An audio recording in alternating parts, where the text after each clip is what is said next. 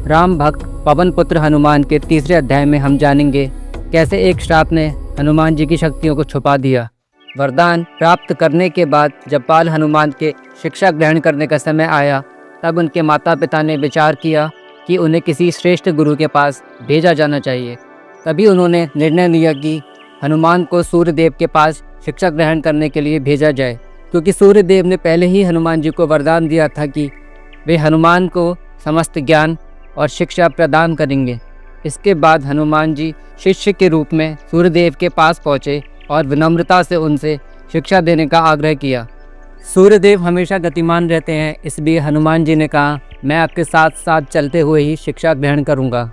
और फिर वो सूर्यदेव के साथ आकाश में चलते हुए वेद, शास्त्र और समस्त विद्याओं का ज्ञान प्राप्त करने लगे। कुछ कथाओं में ये भी कहा जाता है कि जब हनुमान जी शिक्षा ग्रहण कर रहे थे, तब उनके साथ सूर्यदेव के 2 पुत्रों शनि और यम ने भी शिक्षा ग्रहण की। हनुमान जी बचपन से ही बहुत चंचल स्वभाव के थे। वे खेल खेल में ऋषि मुनियों की साधना में बाधा डाल देते थे। एक दिन कई महान ऋषि एक साथ ध्यान कर रहे थे, तभी हनुमान ने बालपन में आकर उनकी साधना भंग कर दी। तब उन ऋषियों ने क्रोधित होकर हनुमान जी को श्राप दिया कि जिन दिव्य शक्तियों पर तुम्हें इतना अभिमान है, तुम उन्हें भूल जाओगे। कुछ कथाओं के अनुसार वहां उपस्थित देवताओं ने ऋषियों को समझाया कि हनुमान का जन्म एक दिव्य उद्देश्य से हुआ है, तो इनकी शक्तियों का वापस आना आवश्यक है। और तब ऋषियों का क्रोध शांत हुआ और उन्होंने उसी समय श्राप का समाधान भी बता दिया। उन्होंने कहा है कि यह विस्मरण स्थायी नहीं होगा।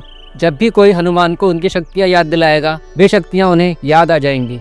समय बीतता गया और हनुमान अपनी शक्तियों को भूलकर सामान्य जीवन जीने लगे।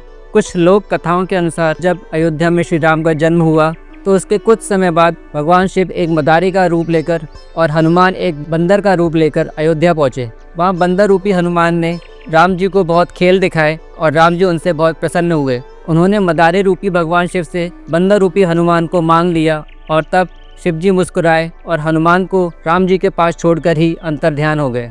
कुछ समय तक हनुमान और राम जी साथ रहे, लेकिन समय आने पर अपने कर्तव्यों और जीवन के मार्ग पर आगे बढ़ने के लिए वे वहां से अलग भी हो गए। अगले अध्याय में हम जानेंगे कि हनुमान और श्री राम मिलन दोबारा कब और कैसे हुआ और कैसे हनुमान जी की खोई हुई शक्तियां वापस आईं।